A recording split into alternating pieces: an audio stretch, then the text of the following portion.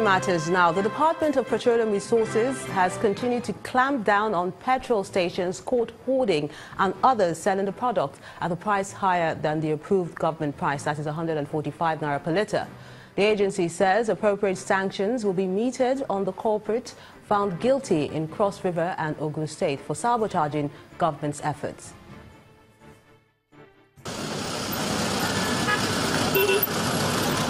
After weeks of fuel scarcity, normalcy is gradually returning to some parts of the country.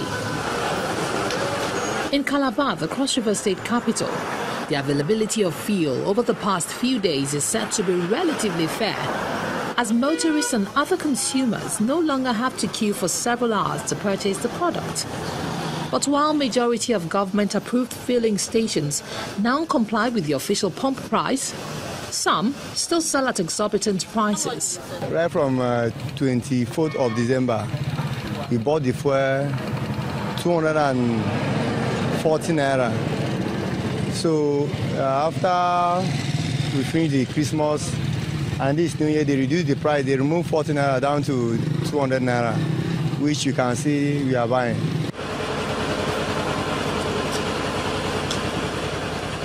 Meanwhile, the Department of Petroleum Resources is still on the move, sealing airing filling stations to ensure that this unpatriotic act is stopped. 145 here in the meter, but they saw 190 here for me.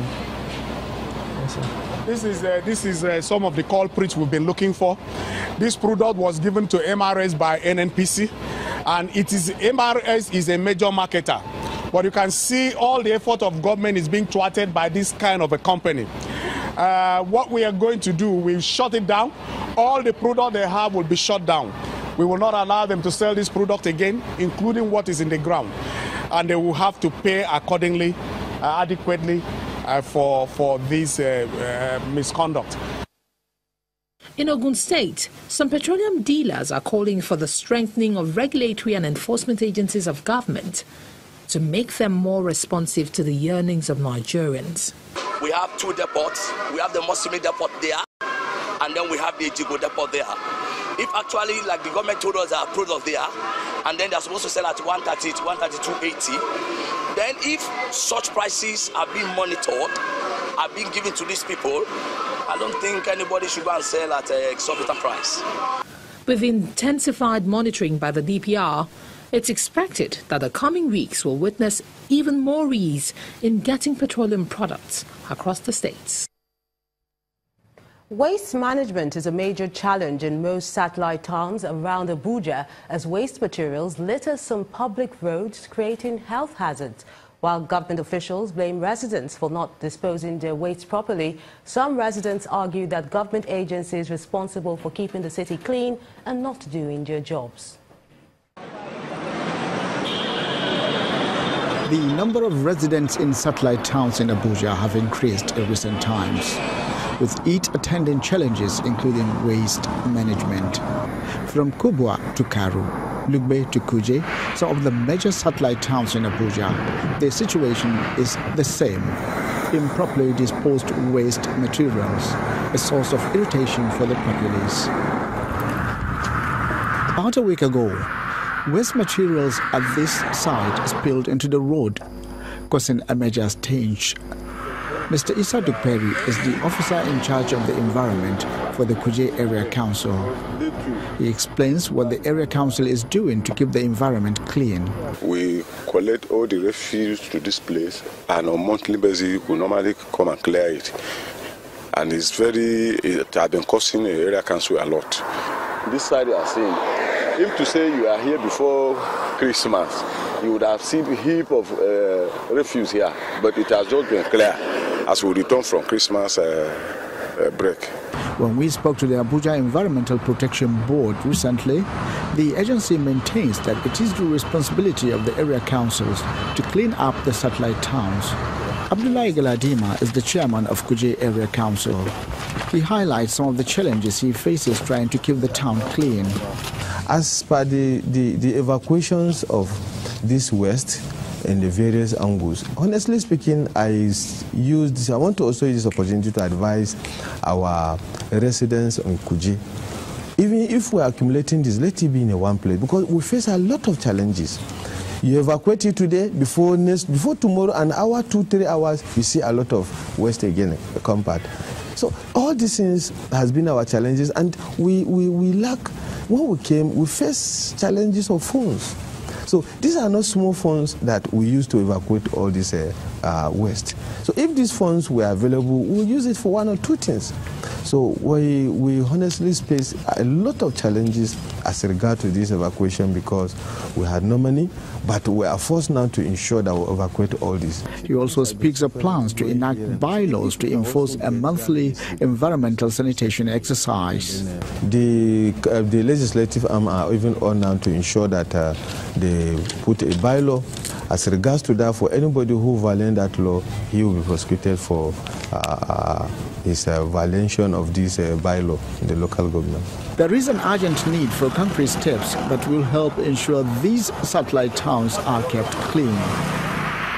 Apart from the Abuja city center, which can be called a model city, the sanitary conditions in the satellite towns are a poor reflection of the modern city that Abuja is meant to be. Outside Nigeria, the challenge of climate change is forcing countries to find ways of tackling pollution. Rwanda is one of those nations actively involved in the process and is up and ready with its e-waste facility. Our correspondent, Loretta Chiogo, was at the site in Rwanda recently and has this report. This big investment is backed by Rwanda's Green Fund. I sought to know more about the fund alongside other journalists from across Africa. The Rwanda Green Fund is it's a government institution, and it was one of the first green funds that was set up in Africa, and Rwanda was one of the first countries to be accredited by the Green Climate Fund, which is the international climate finance institution. And really, the fund is a demonstration of Rwanda's commitment to green growth, to environmentally friendly development. And the e-waste is a really tangible, this facility is a really tangible example of that.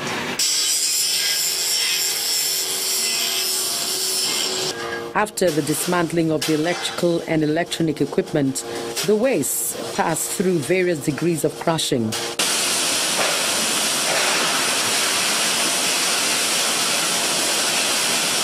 These wastes are gathered from across the country. We have three collection mechanisms that we use. We have business to business, where you can call us if you have big quantities, and we go and collect from your office, from your institution, and so on. And we have drop-off, where individual people we have collection point around the country, where individual people can go and drop. If you have your phone, your computer, which is old, which you no longer use, you can drop it there. And also we have a mechanism of door-to-door collection, which we partner with other waste collection companies to do the door-to-door collection. The facility has so far prevented tons of carbon dioxide equivalent emissions from entering the atmosphere since it became operational in 2016. According to the project manager, Olivier Mbera, Rwanda's e-waste has hit 6%, and that is high. So far we have collected more than 120 tons of e-waste within that period of 6 months. And that period of 6 months we have been testing and commissioning all the machines and so on. So we have been able to collect those 120, but in the next period, that's where we envisage to collect a lot of quantities, because they are there. We intend to create some collection point also in the Baling region. The arrangement for the collection of e-waste in Rwanda may seem quite commendable, but there are challenges. One of the challenges is the low awareness, limited awareness. People are not yet aware because it's a new facility. And also there is more attachment on equipment. People don't want to release, if it's a computer that you have been having from, it's your first computer that you worked on, you don't want just to to release it, but it's very dangerous to keep. What then is the end result? After crushing, we get different fractions, and those fractions, they go back to industries. Like I showed you, plastic goes back to plastic industries, and to make, they mix it with some virgin materials at a rate of 80-90%, and 10 recycled materials to make new products like crates, like tables, like so on, recycled materials. For metals, they goes to scrap steel industries, and you know steel industry is very growing because Rwanda, we are constructing, it's a construction site actually. You have seen copper goes to cable industries, they make new cables from it, so it's actually resource recovery and all this. It's supporting local industries to get raw materials. In 2014, the government in Rwanda invested about $1.3 million to establish an e-waste facility. Now, this is in response to its heavy investment on technology and ICT. This particular facility will give an end of life to electrical and electronic waste, thereby shielding the country from health and environmental hazards. From Bugesera in Rwanda, Loretta Chiogo, Channels Television News. Nigeria's Apex Bank reveals the latest foreign exchange reserves data. Imana has more on Business News.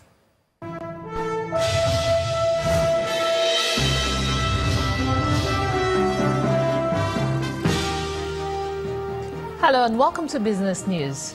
Nigeria's foreign exchange reserves rose to 39.07 billion as at January the 4th, 2018, and that's according to the latest data from the Central Bank of Nigeria. The Apex Bank's report shows that the external reserves rose by about 50% in the last 1 year to hit 38.73 in 2016 and December 2017, and have gained nearly $13 billion so far. The foreign exchange reserves had dropped to $23.6 billion in October 2016 from a high of $40 billion in January 2014. Analysts attribute the significant growth of the country's external reserves to relative stability in the Niger Delta, an uptick in the global oil prices, an improvement in diaspora remittances, and the establishment of the Investors and Exporters Foreign Exchange Window by the CBN in April 2017. The first trading week of January at the Nigerian Stock Exchange ends with a 1.78% upswing in 3 out of 4 sessions after traders resumed from the New Year holiday on Tuesday. The bullish start follows investors' optimism for the market in 2018, as well as bargain hunting across all the major sectors, particularly banking stocks. A total of 2.41 billion shares worth 18.81 billion naira were traded in 20,874 deals, compared to 1.67 billion shares sold in 13,033 deals last week. Increased demand for stocks was driven by the financial services sector, conglomerates, and the consumer goods sector of the local bourse. And proceedings in the Treasury bills market started the new year on a bearish note, as average yields expanded by 24 basis points to 13.61%. The yields expanded at the short end of the curve, dropped at the long end, and were flat at the middle. Meanwhile, at the first Treasury bill auction of the year, the offered bills were 2.4 times oversubscribed, with 11.77 billion naira, 33.93 billion, and 115.85 billion naira of the 91-day, 182, and 364-day bills. Dealers say yields are likely to contract in the coming week as demands rebound on the back of expected improvement in the system liquidity. In the meantime, activities in the bond market started the year with a broadly bullish week, as average yields dropped 43 basis points to 13.713%. Yields fell across all ends of the curve, driven by demand for the June 2019 and July 2021 and January 2026 bonds. Dealers look for further yields declines in the coming week. And that's Business News tonight. Thank you for watching. I'm Imana Amawe. It's back to Melinda for the rest of the news at 10.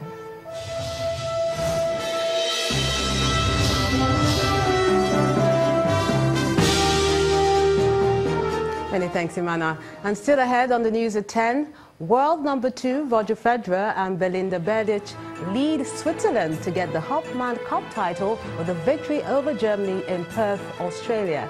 That's in sports news. Stay with us.